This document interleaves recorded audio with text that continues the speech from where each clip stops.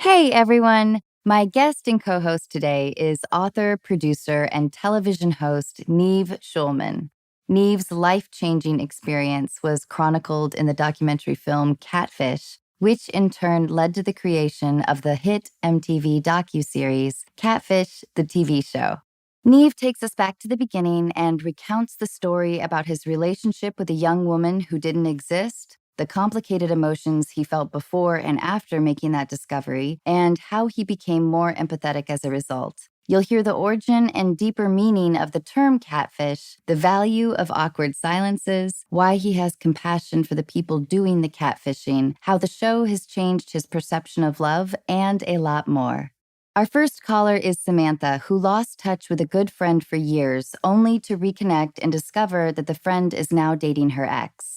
Samantha wonders how or if she should tell her friend that the guy isn't what he seems. Our second call is with Jonathan, who, after years of playing the field, believes he has finally found love. Now Jonathan wonders if he's getting played when his younger boyfriend doesn't return his texts and offers explanations that don't quite add up. As always, thank you for listening and supporting our show. If you have a question and would like to talk with us, we would love to hear from you. Just look for the link at unqualified.com. Ladies and gentlemen, you are listening to Unqualified with your host, Anna Faris.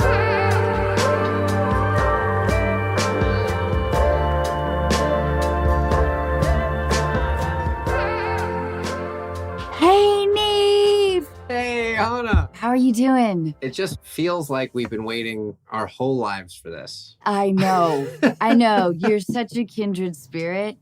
Thank you so much for doing this, Nev. My pleasure. Truly, you have been very influential in the formation of this podcast for me because I have been following your work, feels like from the beginning of the public view. Yeah. Would you tell us the long version of your journey? Sure. Well, I'm happy to take listeners on a brief but detailed journey into the life-changing events that led me on the catfish path. So, I grew up in New York City, very fortunate to have wonderful parents, both my mother and my father and my stepfather, who came into my life at a pretty young age.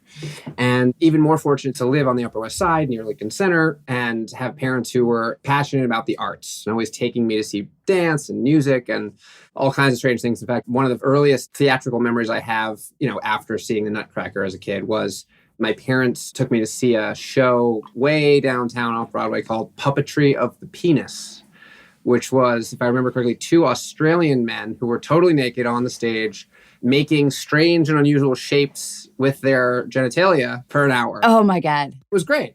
So I grew up around the arts, and I was very fortunate to dance with Jacques d'Amboise, who started an incredible organization called the National Dance Institute, which is still a hugely important organization that gets underprivileged, underserved inner city kids access to dance classes and then performances, and just an amazing group. So I did that in middle school, and then through high school and college, I took a little bit of dance here and there. And you went to college in New York? Yeah, I went to a art school called Sarah Lawrence. But school was never my thing, and I knew that from a very young age.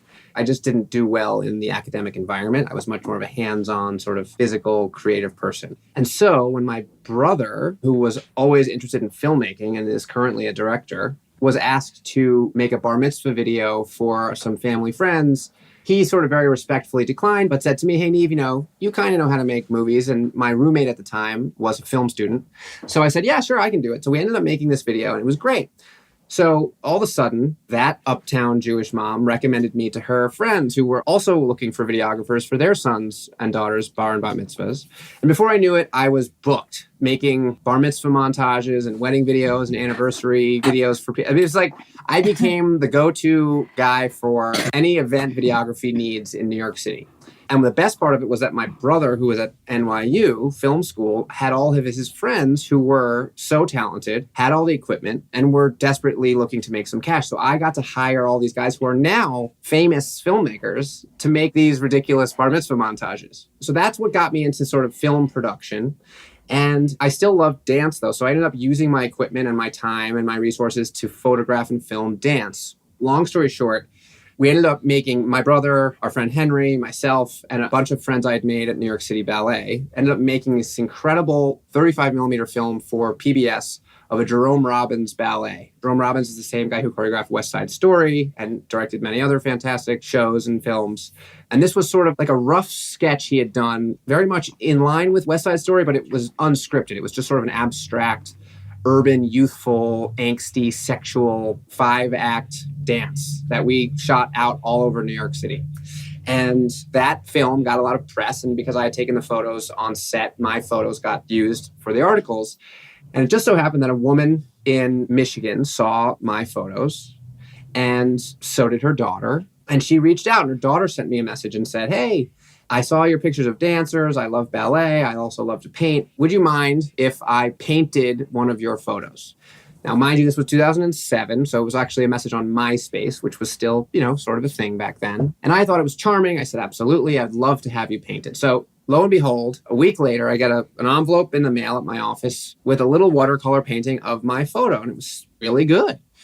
And so I write back and I start this fun correspondence with this young girl who's 8, Abby, and her mother, who's sort of supervising the exchange and chiming in from time to time. But so grateful that I've communicated and responded, and that I'm being so supportive of this young girl and her passion for art and her discovery of her talents. Anyway, the correspondence goes back and forth for a few weeks. And this was also at the same time that Facebook sort of was becoming popular. So all of a sudden I start getting friend requests from the mom, her other older daughter, the cousins, the babysitter. And I've become part of this community of people living in the far, far north upper peninsula of Michigan, which is a place I'd never been. Most people haven't, and felt incredibly far away and sort of romantic and exciting to me as a city kid. I'd always dreamed of a country house and sort of living on a horse farm and, doing all that. So I was really into it. And they were musical, and they would send me songs that they had written. And the correspondence kind of went back and forth. And before I knew it, I was starting to flirt with the older sister, who was 19. At the time, I think I was 24 or 25. And we kind of started this flirtation and started talking on the phone. And they kept sending paintings. And she kept, reaching out to me. And we started organizing maybe times that we would meet. Months and months go on. We try to meet up. I invite them to New York. I'm going to go there, but something always comes up. Either the car broke down, or Abby wasn't going to be there because her dad was going to take her on some trip that weekend or something. And Nev, what's your level of feeling towards the older sister at this point, Megan? Well, so like I said, I was in my 20s. I was in New York City. I was definitely dating and having a great time. With the exception of my college girlfriend, who I was no longer with, I hadn't really found anyone serious or really even figured out what I was doing with my life in any kind of meaningful way at that point. I was sort of lost, but in an okay way, in a sort of healthy, I don't know what I'm doing, I'm going to keep trying new things kind of way.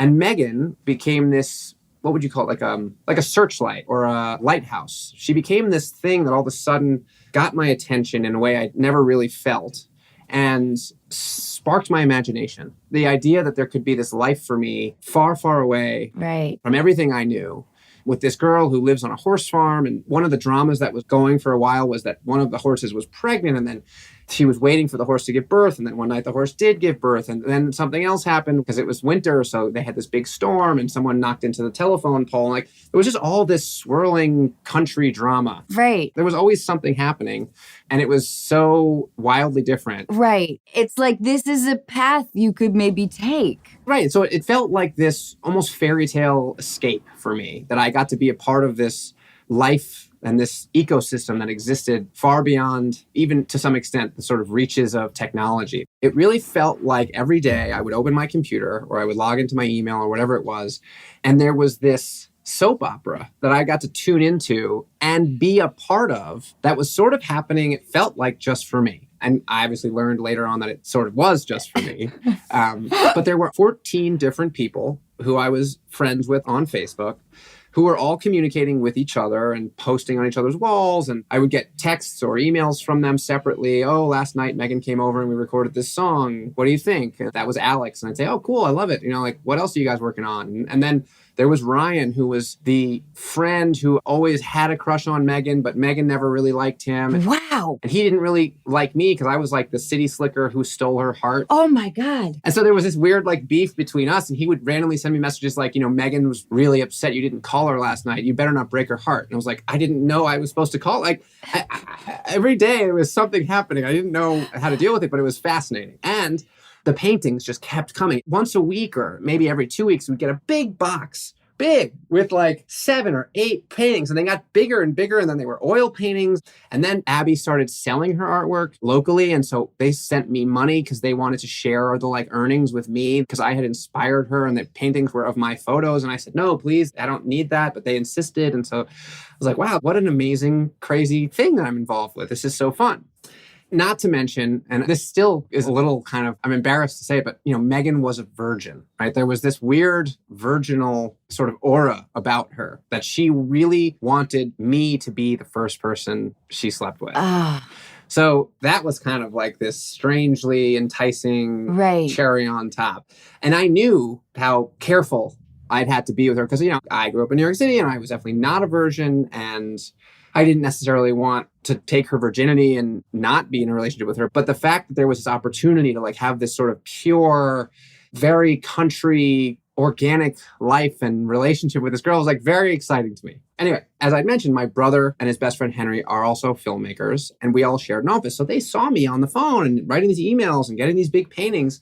And as a side project, while they were busy making other things, this was early on in the days of like little SD card digital cameras. We had them and we had hard drives, and they would just film me on the phone or writing an email or reading an email or opening a box. And then they would just put it on a hard drive. And there was never a plan or a concept of what they would do with it, but it was this sort of fun thing that was happening that everyone was kind of keeping tabs on. Are they skeptical at this point? What's their reaction? I think they're excited and very curious. There wasn't really that much information at the time, and I don't think they knew everything that was happening because I wasn't sharing everything with them. I think they were just very interested. But it wasn't until 3 of us were actually in Colorado filming a dance festival in Vail. And I'll never forget that night. I was talking to her on GChat. Remember when people used to GChat? Yeah. And I was about to go out to dinner, and Megan messaged me and said, hey, I'm with Alex and the gang, and we're recording some music in the basement. Like, any requests? And so I said, oh, sure. At the time, I was really into Johnny Cash. And I was like, how about Tennessee Stud? I'd never heard a girl sing that. So she's like, okay, great. So we go to dinner, we come home, and in my email is an email that says, here it is, Tennessee Stud. And I click on it and I listen to it. It's really good. And the 3 of us listen to it like, wow, is this too good for her to have just done? So we go on YouTube and we search Tennessee Stud. And we click a couple pages through. And sure enough, on the 3rd or 4th page, we see the first female singer. And we click on it and it's the same. It's the same recording. So then I think, wait a second. Okay, maybe she thought she could get away with this because she didn't like her version, or who knows. What about this other song that they sent me a few weeks ago that I've been singing nonstop that is so good? Let me just see if that's their song too. So then we searched that song, which was called It's All Downhill From Here, and discovered that it was actually a song that had been used on the show One Tree Hill. At which point I started thinking like, okay, wait a second. Because I had talked to them a lot about that song. Megan had told me about how she had like written it and how it was really emotional for her. And then her mom had talked about it. Like, we had really gotten into the weeds on them singing and writing that song. So what are you feeling in your gut, like right then? Because there is that moment in nearly every episode of your show. Right. So I think what happened to me, and very similar to what we see happen to people on the show, is you've been willfully disbelieving and ignoring red flags and engaging in this fantasy. Now, in my case, at 100%, and many of the cases on the show, people are playing their part. They're choosing to feel and see what they want to feel and see.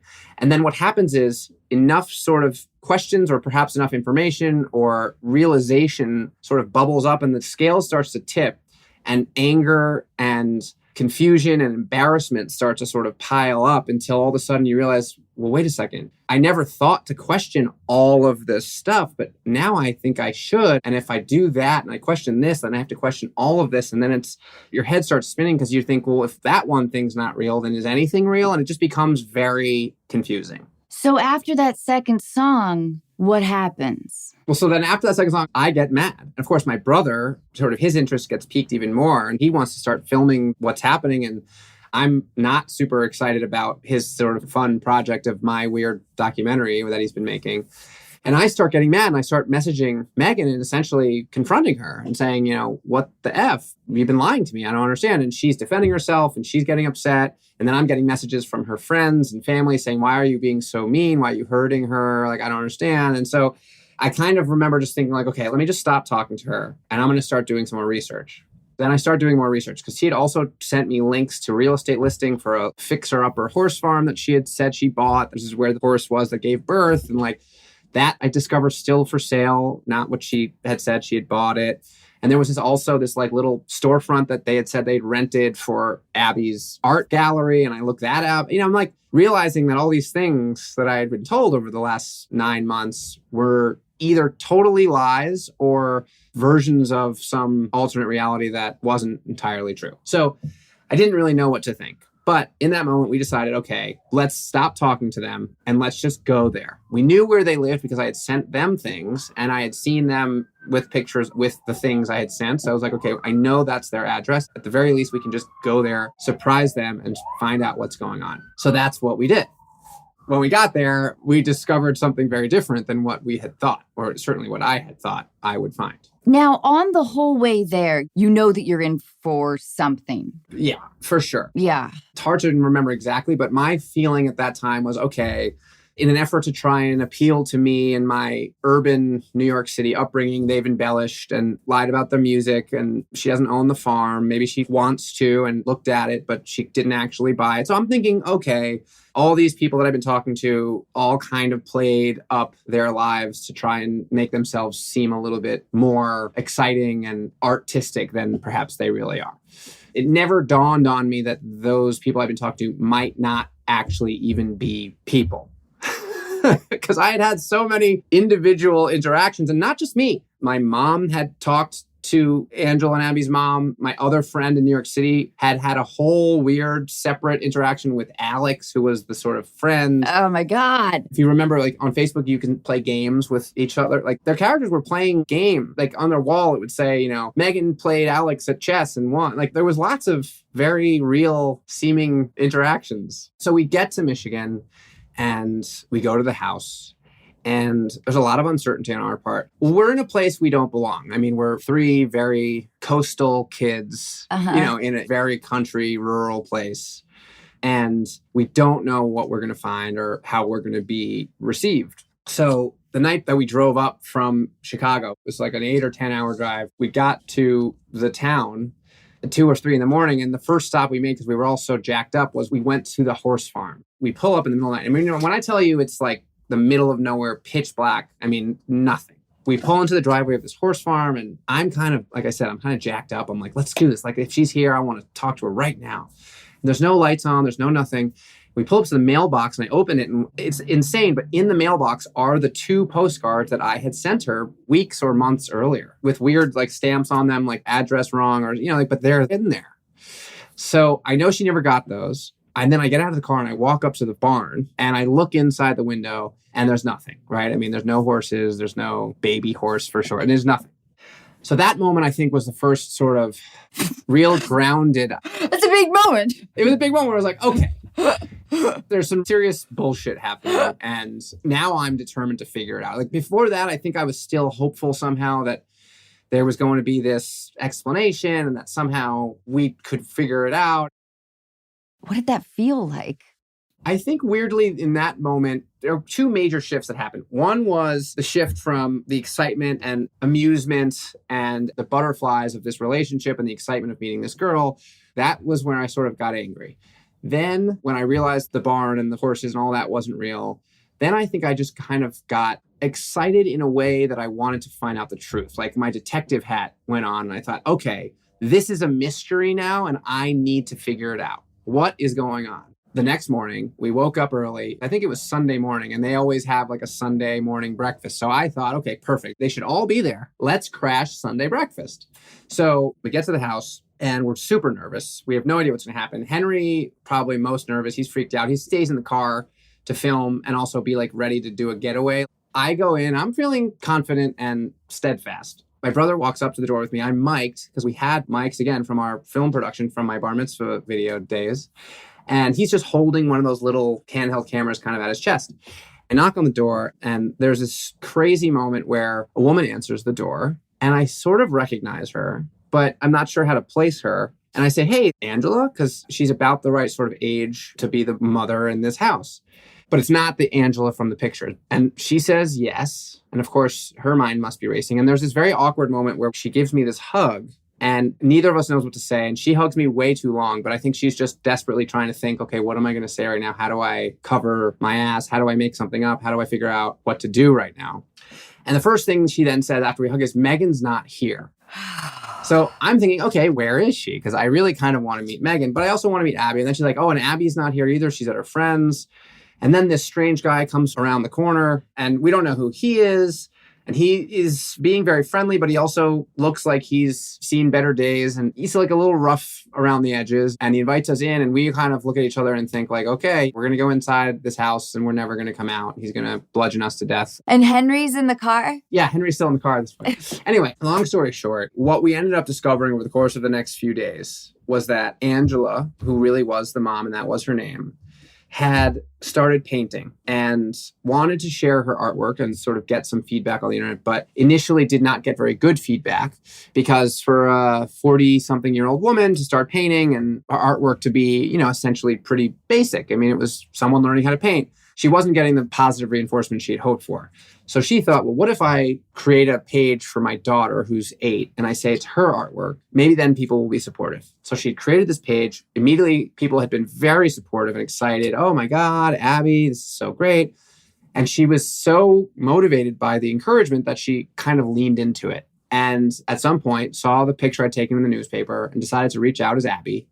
We then started communicating. She wanted to be able to talk to me more than just as sort of Abby and her mom. So she created the Megan profile and then needed to make it seem more real. One woman created all of these profiles, all while married with an actual 8-year-old daughter named Abby, who didn't know who I was, and a husband, and 2 severely handicapped twin boys from the husband's first marriage or relationship that she was essentially the 24-hour nurse and caregiver for, who were, I think, around 18 or 19 at the time, but completely incapable of caring for themselves. And as her escape from this world, from this life that she had found herself in, she started painting and started creating this alternate universe of people and relationships with me and each other, unbeknownst to her family. They only knew of me as the guy from New York who buys her artwork, which of course was not true. She was sending it to me, spending lots of money to send it to me.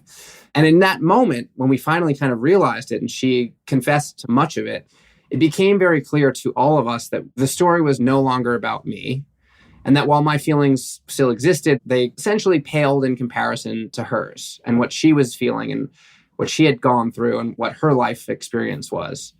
And, there wasn't really a moment that we discussed it or strategized about it. I think we all just knew instinctively that this woman needed to tell her story and needed to be heard. And like so many other people, probably had been just desperately looking for some escape from her reality. And I had become that escape. And while it had been confusing and a bit upsetting for me, it was nothing compared to what she's been through. And so we just sort of listened and we let her talk and we, gently coaxed her to be more and more honest with us until we felt as though she'd finally opened up and revealed everything. And we never told the husband and we never sort of blew her cover or scolded her or in any way reprimanded her. We really just helped her. Yeah. It really struck me, as it always does, Nev, how compassionate you are to people who are guilty of deception. Well, I haven't always been so kind, but I'm grateful that many life experiences, many mistakes that I had made, many interactions I'd had that had left people hurt or confused or upset with me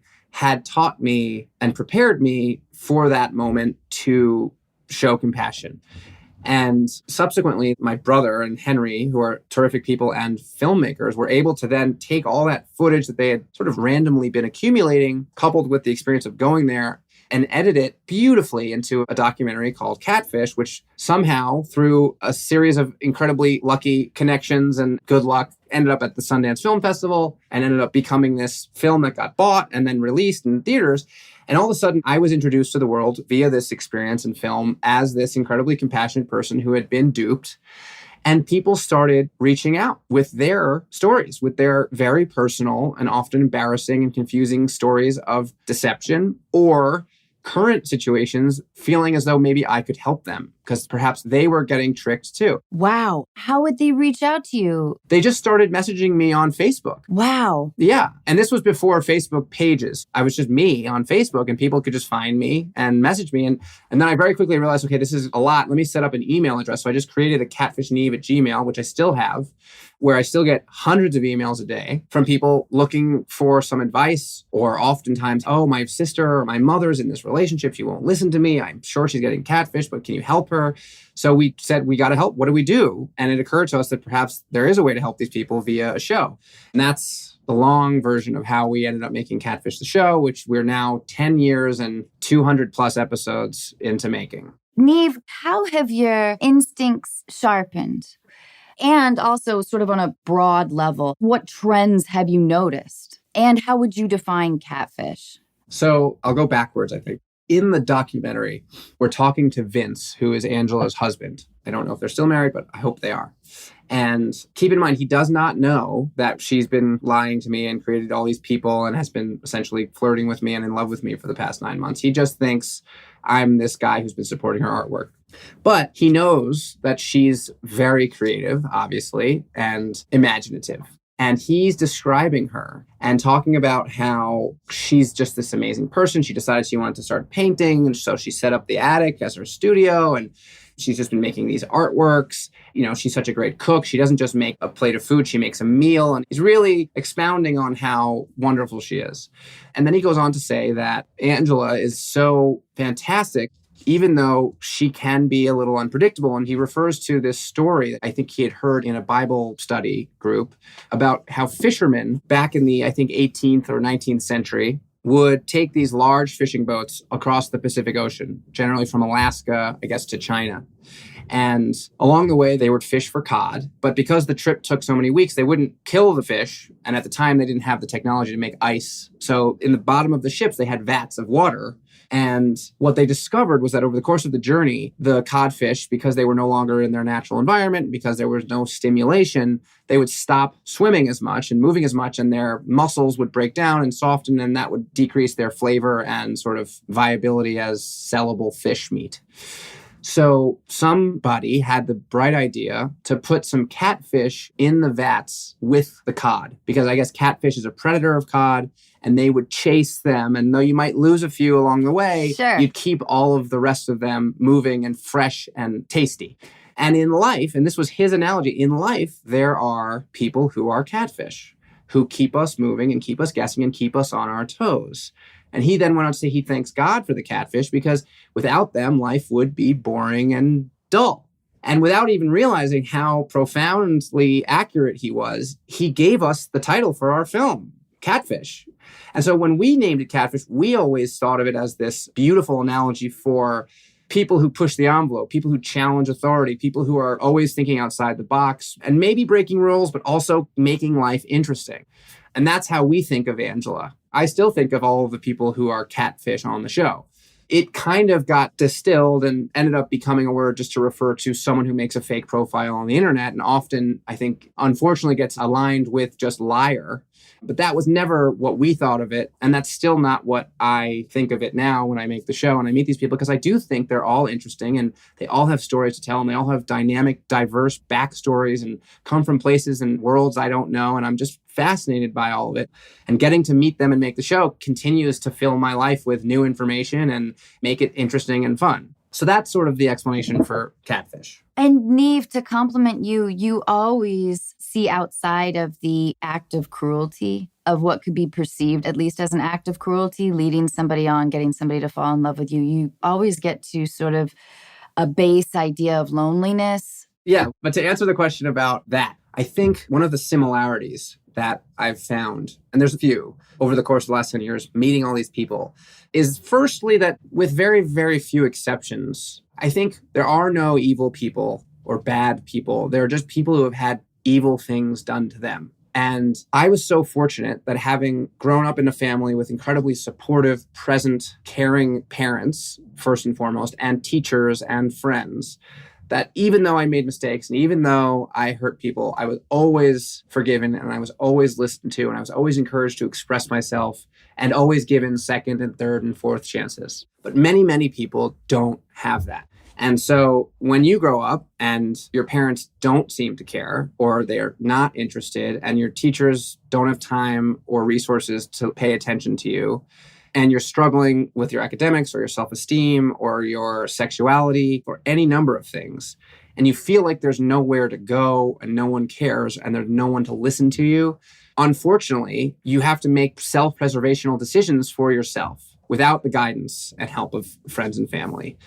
And the internet, weirdly, provides this exploratory space for people who feel isolated and alone to try things out, to be someone else, to feel something other than what they feel every day, which is generally bad, to create a life and a world for themselves that they can escape into and get a little bit closer to a feeling they think and hope is happiness, or even just attractiveness or a flirtation or recognition or anything than what they're getting in their everyday lives, which is so sad and unfortunate. But that's for many young people and old, but certainly young teenagers, like the reality of their world. And so when I meet these people, I immediately want to help them. I know that they've screwed up, but so have I, and so has everyone. But what's so obvious, much like it was with Angela, is that they're just so desperately in need of someone to just ask them how they're feeling and actually take the time to wait and let them think about the answer and then answer it, without waiting to sort of say what they want to say, just giving you the floor and waiting. And I think a lot of people who make documentaries or do interviews, and I'm sure you probably experienced too, like the most powerful tool you can learn when interviewing someone is the ability to sit through awkward silence, because we're conditioned as humans to always try to fill in dead space and never have awkward moments. And when they do happen, we always laugh and say, oh, weird, haha. But like, if you don't do that and you actually let those moments extend to the point where someone then realizes, oh my God, if I don't say something, they're never going to, and they're just going to keep listening to me and wait for me. There's this thing that happens, and sometimes it takes 10 or 15 or 20 or 30 seconds. And if you have to sit through it, it's awkward and it's uncomfortable. But then all of a sudden, like there's a brain chemistry thing that goes, oh my God, wait, this person's just waiting for me to actually tell them something. I better say something. And it better be a real thing because they're waiting. But so few people get the opportunity to feel that, because generally life moves quick and everyone's saying what they want to say and no one's sitting around waiting for you to talk. And so that's probably the most valuable thing I've learned making the show, is just the power of listening without any expectation or need to say anything yourself. Just being there to listen to someone. That's the thing. Yeah.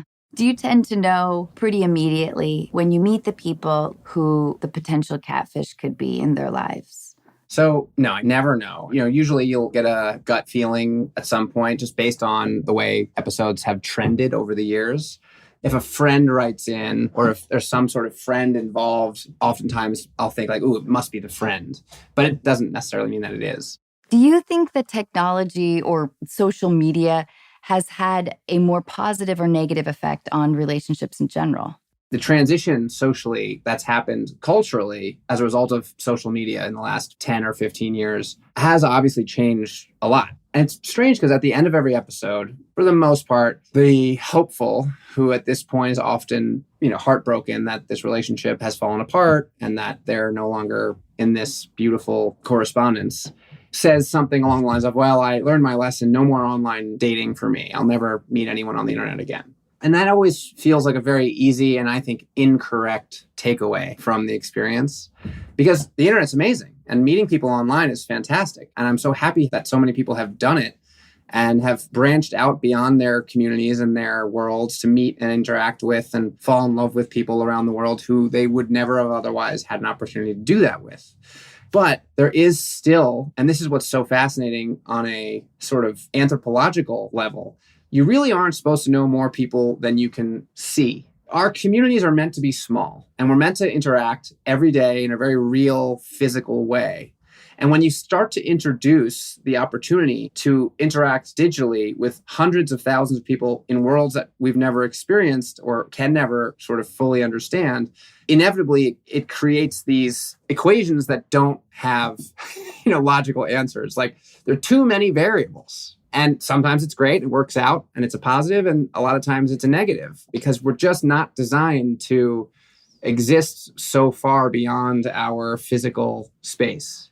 But it's also super interesting and fun, and we can't go back. It's really kind of changed our notion of intimacy because you and Cammie, your co-host, regularly have people on the show who have been in, a 6 to 10 month relationship or longer, and they've only texted. Yeah. And they view this as something that is intimate. Absolutely. I mean, that's what the show has strangely proven, which is that even if we go backwards in time to a period before technology to some extent, I mean, texting and DMing is essentially love letters, right? I mean, it's written text, which they were doing hundreds of years ago with wax seals and perfume sprays and lipstick kits. That's not a new phenomenon, that one can become very passionately connected and in love with someone despite not physically being together. But the difference is they have the capacity to. Right. Yes. Well, but that's what's so interesting. So what the show continues to prove as this sort of strange, unintentional theory is that human beings, almost above everything else, want to connect and feel loved and are willing, despite numerous technological advances and even in many cases, physical proximity, and against all explanations of logic, are willing to forego and ignore red flags and put blinders on if they feel like they have even the smallest chance at true love. And that's what's so amazing, is that there's this need, there's this incredible desire to be seen and loved and texted and thought of, that human beings who are not dumb. I mean, people come on the show, they're perfectly bright, myself included. I got catfished. I'm a college-educated city kid. It doesn't matter who you are, where you come from. If you are getting love from somewhere and you don't think you can get that love anywhere else, you'll do the wildest things to pursue it. That's what keeps the show on. I mean, everyone always asks me, how are people still getting catfished in 2022? And I tell them, people want to be loved. It's so hard to find that love, unfortunately, that if someone finds it, even though it might be buried under a mountain of ridiculous nonsense, they're going to pursue it. And to your point about people needing to be heard, even if they don't fully realize it, it's such a compliment to you and to Cammie and to Max that people will reveal themselves at high risk. Oftentimes the catfisher will present themselves on your show, and it doesn't seem difficult. Is that right? Yeah, I mean, I'm still amazed that people want to come on the show, and they always have the option not to, obviously. We made a real point early on that morally, for the show to work, we didn't think it would be fair to just show up and surprise people the way that sort of we had in the doc. So there's always this scene where we call or reach out to the catfish and tell them we'd like to meet up with them and see if they're interested. And sometimes they're less interested and I have to kind of convince them. But there's always the choice for them not to come on. But inevitably, I think 100% of the time, with the exception of a few people who just FaceTimed with us, have said yes and have met up with us. And I think the reason for that is because whether they know it or not, realize this is the best opportunity to both come clean in an environment that will be moderated and hopefully objective and compassionate. But like I said before, be heard and actually have someone listen to them and ask them questions and care what they have to say. You've answered a lot of questions for a lot of people. It feels like this hugely important void that we had. I feel more passionately about your show, but a similar comparison could be Teen Mom. Sure. Sort of the service that does, not glamorizing what is a hard circumstance. For sure.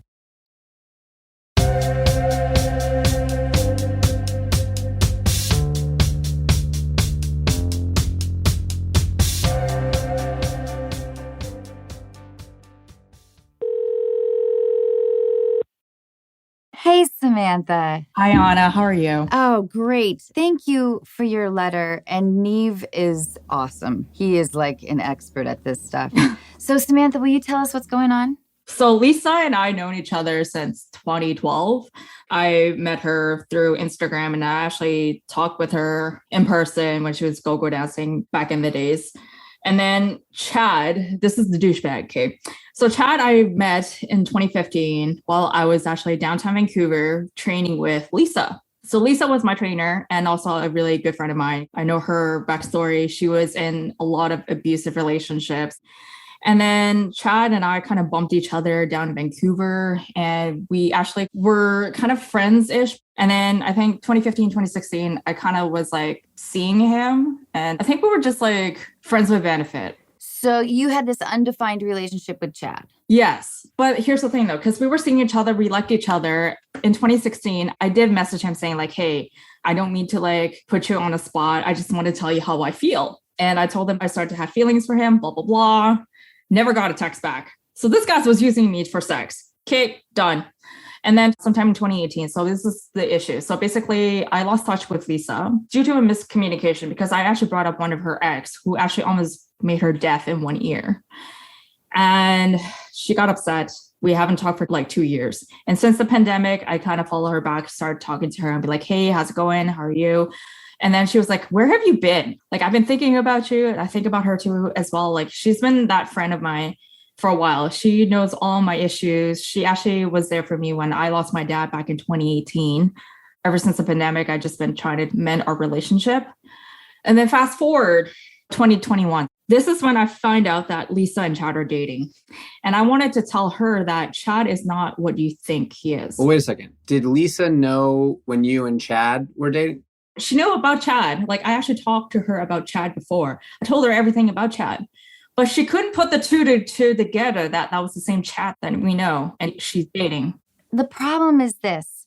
They may be right for each other, you know? Yeah. And, you know, you haven't been in incredibly close contact with her. It sounds like you really miss her friendship. I do. Yeah. And it's a little hard to gauge how much she misses yours. You said, which is encouraging, that she said, where have you been? I don't know, like the fallout with whatever happened during that incident where you brought up her ex or whatever. I don't know how devastating that was or if it wasn't at all. It was very devastating. Her ex, before she saw Chad. So basically what happened was that this guy actually was abusive. He threatened her so many times. And I got in the middle of their relationship because I wanted to save her ass. And in order to save her ass, we had to do a threesome. So It is fucked up. And that threesome is what made things weird. No, it wasn't weird. I did it to protect her. I did that to save her ass. And the fact that when she told me later on that her ex, they weren't together at the time, they actually moved on. But the fact that like she never called me, she never texted me because her ex actually beat her up to the point where like she's almost deaf in her left ear. I was crushed. So hold on, I have some questions. So do you mind, how old are you? I just turned 32. Okay. And is Chad around the same age? He's 1.5 years older than I am, and she's 3 years older than I am. Okay. And when you were dating Chad, you said around 2015, 16, right? Yeah, so I was 25, 26. Right. Okay. So my first thought, and in no way coming to Chad's defense, but to speak perhaps as a 37-year-old man who is still very actively working on becoming a reliable, communicative partner. In my 20s, I was a disaster. So while I don't approve of the way that Chad treated you, and I think it was cowardly of him to ghost you when you revealed your feelings, unless you tell me he was awful and mistreated you, it sounds like he was just sort of not looking for a commitment at the time. Yeah. And he wasn't necessarily the worst guy. And if he was just using you for sex, that's also not the worst thing in the world. And sure, your feelings were hurt, but you moved on and you were okay. So hopefully Chad has evolved and matured since then. And so I don't think you should necessarily assume he's the same person he was 7 or 8 years ago. Yeah. Well, the thing is, it's just that when I was still his Facebook friend and also was following him on Instagram, his dating life was really horrible. He's like that typical, like, he's a good looking guy. But like, I get that he was not wanting to like commit. That's understandable. The thing is, it's just that like he was bouncing from one girl to the next. Guys, I think that we're off track with Chad. Sure. I think that he's not going to suddenly be pursuing you, right? And you guys maybe didn't work, and maybe Lisa and Chad work for whatever reason. At least he's not physically abusive. And maybe they have a nice relationship that we should be celebrating. I feel like this is really about Samantha's mourning Lisa's friendship. There was this big event that happened that was really intimate. And I want to know how you guys recovered from that, like you and Lisa.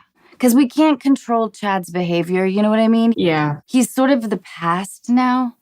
I think the goal here is to have a friendship with Lisa. Yeah. That has to be our goal because it's the one thing we can control. That's what I wanted to do. Is like, I actually want to be a part of her life. How did you guys communicate after the threesome? We still texted and we still talk about it. Like how? Basically, she felt appreciative. That just made us a lot tighter because she knew that I would do anything to save her ass. Whether that was like an abusive boyfriend or not, she knew I was one of those people. So what broke up the friendship essentially? Because I saw her ex on a dating app.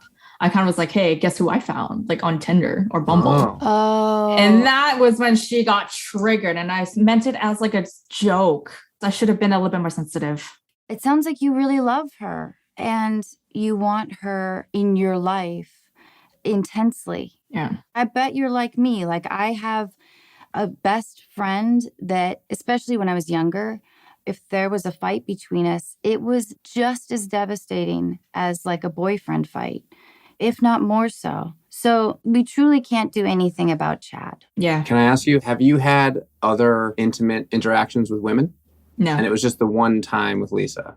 It was that one time, and I did that for her. But do I have any romantic relationship with her that I care about her? No. She's like a sister that I never had. She was the one that actually cared for me when I needed help. And especially when I was going through so much with my dad. Yeah. If you feel like your pain with Chad outweighs your missing the friendship with Lisa, then that's kind of a different story. But my instinct is that you miss Lisa. Let me ask you this. What was the nature of your very last dialogue with Lisa? It was actually when she was in Mexico. I was like, hope she was safe because there was, I think, a shooting in Mexico because I was worried for her safety. Okay, but you were also kind of wanted to reach out because you knew she was there with Chad. A little bit. It's okay. You're human. I'm human. No, there was. But it was just basically, I just wanted to hint her like, hey, I know Chad, just an FYI. But did you clearly communicate to her that the guy she's dating is the same guy you had dated? Does she now know that? No. So she still doesn't know. You don't think Chad would have brought it up? I don't know. That's the thing. Because Chad actually unfriended me on Facebook and I blocked him on all social media. And then I just walked away from the relationship because I was getting a little too emotional because it hurt me. I think you need to tell her how much you love her and you miss her and you want to be close with her again. I think you need to admit to some degree of needing her more than she needs you. Like you can say, I'm the kind of person who really treasures my friendships and I've missed you and I know that I can be demanding and I'm sorry. And I also really want to apologize for showing you that Russ was on that dating app. I don't know what I needed out of that moment. I can justify it by saying that I thought it was going to be funny. And I'm really sorry. And I love you so much and I miss you. And I hope we can get together. It's so easy to be generous with apologies. It is so easy. We think of it as so hard, like we're losing something, but we're just gaining. It is just playing the long game. It's really easy to open those doors, and you would be surprised with what you get back. Yeah. I'll add one last thing just to wrap it up. Since I heard what you were saying about apologies, Anna, I feel like you have to always also be careful because sometimes apologies can be very selfish. Yes. Because you want to say you're sorry to make you feel better. So just make sure if and how and when you do feel if there's a reason to apologize to Lisa, that you make sure it's not so that you feel better. It's so that she feels seen and understood. Yeah. And I mean, Chad is lame, but you can't have a role in that relationship. Yeah. They won't let you. Yeah. I respect it out of them. Like, you know, they're seeing each other. It's like, it's not meant to be. At the end of the day, it was like, I mourn for the loss of my friendship with Lisa. Yeah. Which I really want to mend. And basically, I really want to tell her, like, I want to be there for her no matter what. And then the other thing that I want to tell you to do is to make a point of socializing. I think we're all really used to being at home. Force yourself, even if you don't want to go out once a week to nurture friendships that you haven't. Maybe some family. I mean, I know that's a whole other journey. But listen, it's going to be okay. Yeah. You are amazing. Thank you. Worthy of love. And I love you. I do. Thank you, Anna. And you got this. Thank you, Anna. It starts with you. Yeah. You'll get it all back in different ways. Thank you. Samantha, thank you so much. Good luck.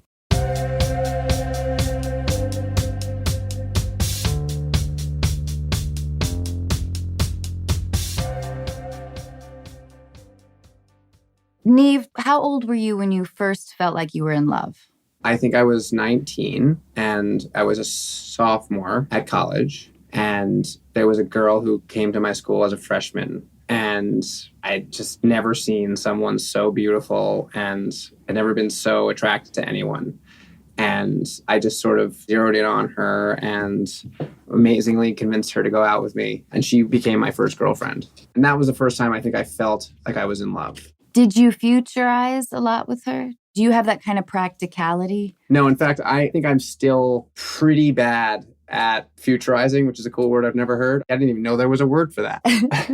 Like, I'm a very impulsive, in the moment kind of guy. My mom always joked that I exist on Neve time, which is its own sort of plane. How practically does that manifest? Okay, I'll give you a great example. Okay. Because it just happened. I love old cars, classic cars. I've had a bunch, and they're never fancy or expensive. They're just fun, and I love the community of restoring cars and the journey of meeting people and finding parts and all that. Anyway, because I can, and I have the means to own more than one car now than I did for many years, I don't have a collection of cars, but it's bordering on collection of cars.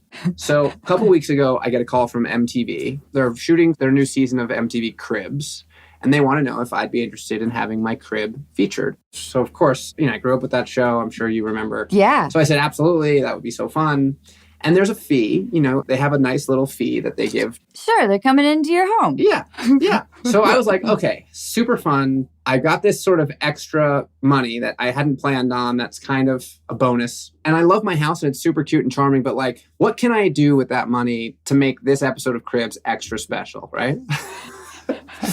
And last year, or 2020 even, I think, we were out in LA and we needed to get a new car because our lease was up. And I wanted to get a minivan. But because of the whole microchip problem and the supply chain, minivans were unavailable. And at that time, my wife had jokingly said, why don't we just get a limo instead?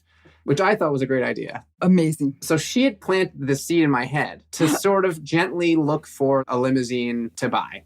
But she had totally forgotten. Now all of a sudden I'm thinking, okay, got this cash. How fun to have a limousine on the show for the Cribs episode. So I start researching feverishly. So I've only got like 2 weeks to find and buy this car. And I very quickly realized I don't want it to be a newer limo because those are boring. So then I realized, oh, of course I know what it should be. It should be a Cadillac limousine like the one that Jim Carrey drives in the opening scene of Dumb and Dumber, right? Because that's my favorite movie of all time. And that scene where he stops at the bus stop, jumps in the back, rolls down the window for that beautiful woman and pretends like it's his car. Like, what a great scene, right? So I go on a search for what I now know is a Cadillac Brome d'Elegance limousine. And what I learned is limousines, they were never manufactured by the car companies. So Cadillac never made a limousine. They made a car, and then different limousine coach builders would then cut those stock cars and actually extend them. And so no two limousines are the same because they were always custom ordered, right? So everyone is different. It's fascinating. Anyway, I also discovered that they're wildly affordable because nobody wants an old limousine, right? So I find a guy selling a 1989 Cadillac limousine in Las Vegas. It had been custom built for the owner of the Circus Casino. It was his personal car just to go to and from work. Never used commercially, never mistreated, only has 24,000 miles on it. And it's been owned since that guy's death in 2002 by the guy who owns it now, who's taken care of it and only used it to like drive his wife to the airport for fun. And that's about it once a year, right? So I decide, okay, I have to be in LA for a few days before my family flies out. We're out here for a few weeks in the summer. I'm going to fly to Vegas, buy the car, drive it back, and I'll surprise my wife when she arrives with the kids, and I'll pick them up at the airport. And in my insane brain, which does not forecast or futurize very well, I think like, she's going to love it. It's going to be so fun. She's going to think it's the greatest thing ever, right? The kids are going to have so much fun. So Cammie, because we'd been filming that week, and I used the car in the episode, which is going to be great, she had encouraged me, like, don't pick Laura and the kids up from the airport after a long, hard day of traveling in this car and, like, spring it on her because she's not going to be in the mood. It's not going to be the right time. Like, I think that's a bad idea. So wise. So wise, right? Of course, the flight was delayed. The kids are a disaster, but they make it. I pick them up on the regular car. I bring them home. Next day, she sees the car and she's curious. I don't get to like make a big fun thing out of it. She just sort of sees it. And fast forward to her essentially saying to me like, hey, I love this car and it's super fun, but it's weird to me that you snuck off to Vegas and did this thing and didn't tell me. And it makes me feel like I don't know what you're doing and I can't trust you. And also like, what were you thinking?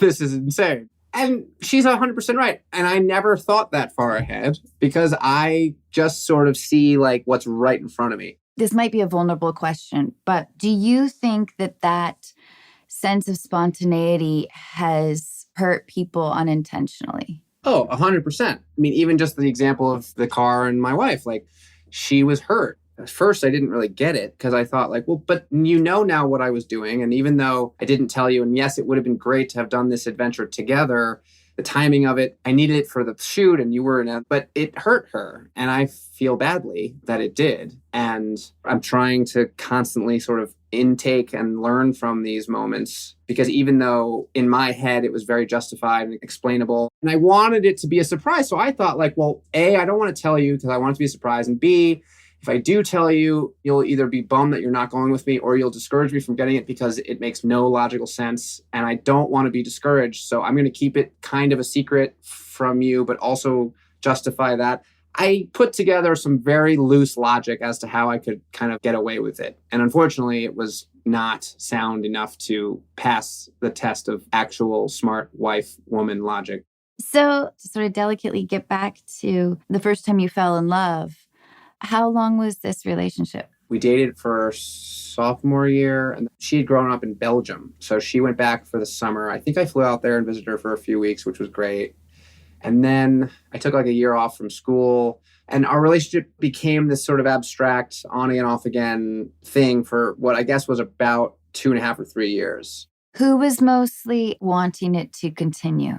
I mean, I was just a total idiot. I was young and not particularly ready for commitment and to be in an exclusive relationship. And so, I had fooled around. And one time I think that she knew of, and she was obviously hurt, but it was like while she was away in the summer. And so it was sort of this gray area. And then we got back together. That was the first time I felt a love for someone where I kept realizing like I want to be with this person. I'd never been drawn to someone like that. And I think she shared that. And so despite our conflict and despite my bad decisions and mistreatment of her emotionally, unintentionally, but just because I wasn't good at being in a relationship, having never been in one. So that was hard because I knew I was hurting her and I still regard her as this incredibly pure, beautiful soul. She was too good for me. And the fact that I was lucky enough to get to have her love and affection and attention for as long as I was still blows my mind.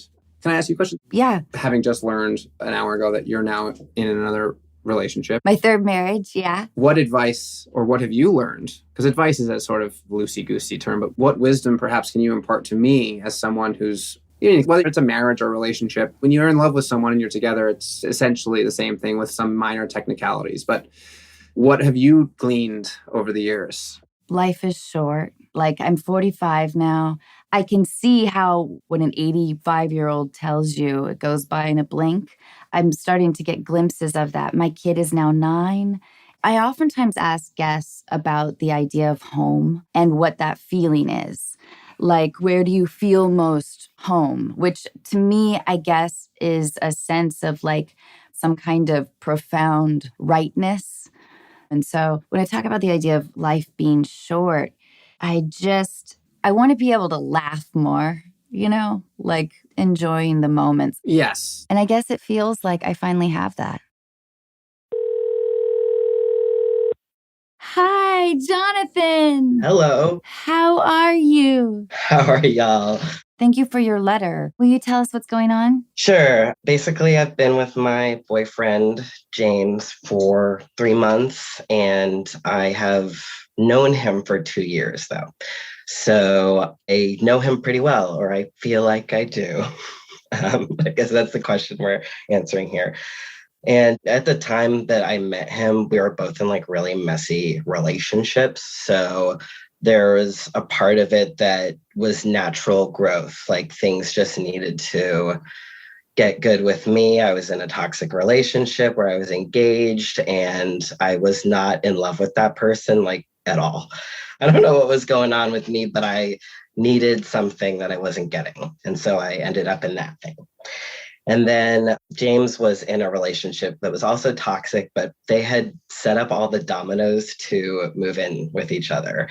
And that was like a big step for everybody involved, people moving out of their mom's houses. He's a little bit younger than me. I'm 36 and he's just turning 30 now. And I've lived away from my parents since I was 17. So I can understand it, Okay. but it's a different person. Okay. All right. We're getting somewhere now. Yeah. So they went through with that, though. They all moved in together, them with their friends from out of state. So it was complicated and messy. And that took them a long time to uncouple because they'd kind of, doubled down on the coupling.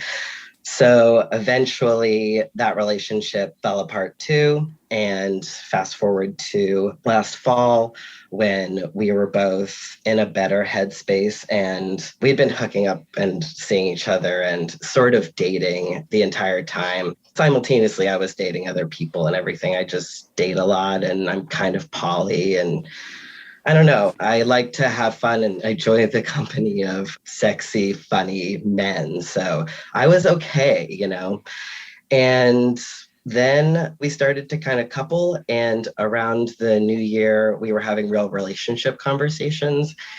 And we eventually in March got together and it was like the weirdest thing because like the entire time I kind of had been like, I can't date James because he's a nice guy. And I just don't do that. If it's toxic, I'm just like over there in a heartbeat and trying to help them out. And I was trying to grow away from that. Eventually, that night that we decided to like be together, he was describing our relationship. And he was going through like a timeline of it. And it was super sweet, like just the way he was saying it, but very naturally. I know I'd never been in love before this because I felt something I just had never felt before. And I just looked at him and I realized that I loved him. It was not a decision. It was just like, I love you. He's a really, really good man. And that's why it's really hard right now because he doesn't text me back. That's the problem. He does not feel the need to communicate with me. And this has happened during a myriad of situations, stress situations where I just wanted to talk to my boyfriend, situations where his mom was in the hospital. He didn't tell me anything about that. And part of it is that there's this whole thing with the SIM card that he got wet one time while doing laundry. Sounds like bullshit to me, but he says that it's damaged. And so it only works sometimes. Miraculously, sometimes it works at my own apartment when he's with me. Oh, Jonathan, my first marriage was like this. Yeah. Yeah. I mean, I've heard enough about that marriage where I'm like, that guy should have been kissing your feet. Yeah, where it was like, I haven't talked to my husband in 4 days. I wonder what's going on. Like, it was like we were play acting a relationship. Yeah. I feel what you're saying. So you want to be in a relationship. Yes. You have a boyfriend entitled. Yes. When he's with me, though, too. When he's with me, perfection. Communication, perfection, too. How often do you see each other? It's usually every 2 weeks. Okay. But also then if somebody slips up, we're in a time right now where it's going to be a month and he doesn't think it's a big deal at all. Do you guys live in the same city? 30 minutes with or without traffic. There's no excuse. But he doesn't drive. But that actually hasn't been a problem because I am all over kind of during the day. So that has actually never been a resentment thing that I have to go pick him up. Yeah, but so wait, why don't you pick him up more? I offer to pick him up. It's like, okay, he works 6 days a week, 6 hours only a day. So it makes this thing where it's like, if I'm going to go pick him up and have dinner or whatever, he does say this thing. He's like, if I'm going to see you, I want to see you for like 2 days. He's 30? Newly 30. Okay, he may be wonderful. I'm sure he is. Yeah. But he is at a different stage in his life, Jonathan. And I'm worried that this is one long heartbreak. Yeah. My first thought earlier when you were describing yourself and your tendency to be with people and want to always sort of experience fun and different energies was that I relate to that. And for many years and still to some extent, I crave new and different attention and affection and flirtation. It's fun. It makes you feel good. It reminds you that you're of some sort of value socially and sexually. And I feel like you still need that. I mean, everyone, I think, does and should forever. But I get the sense that your interest in this guy, though genuine, is still very muddled into the category of like, it's exciting, it's fun, I like him. Yes, he's a little different than maybe the guys I usually go with, but it doesn't feel to me like you're really ready to give all that up. I know what you're saying, and I distrusted my own thought because I'd been so entrenched in that life for so long. I have an entire digital series that I made about my dating life as a trans man that literally is just like, everybody look at this, look what happened. I'm open about it. It's part of my art and it's part of my writing. But I really did feel like when I met him, I was not interested because he was so good. And then when I really started to have these conversations with him about like who we were and how we felt about our life experiences, he's got to be fucking Meryl Streep if he is delivering me a performance of this. I don't believe that part of it. That's why I called, because I'm like, I don't believe that this guy could do that much acting. You know, it's strange. Well, right. But interestingly, you're somewhat self-fulfilling your own pattern here, which is that you've now detected that despite your initial sort of confusion and interest in someone who seemed to be so good and positive and exactly what you wanted, you've now detected that there is something off and something strange, and you're not being treated the way you'd like to be, and it's drawing you in. Right. And you're leaning into it rather than the sort of red flags going up and saying, oh, well, I guess this wasn't what I hoped it was. Yeah. And you're now trying to figure him out and fix this problem. And not to say that you shouldn't, right, because that could yield what you're looking for. But I think it's just an interesting perspective to get, if you haven't already, on this moment where it started going from what you'd hoped it was, which was this good thing, and it's kind of shifting back into old sort of patterns.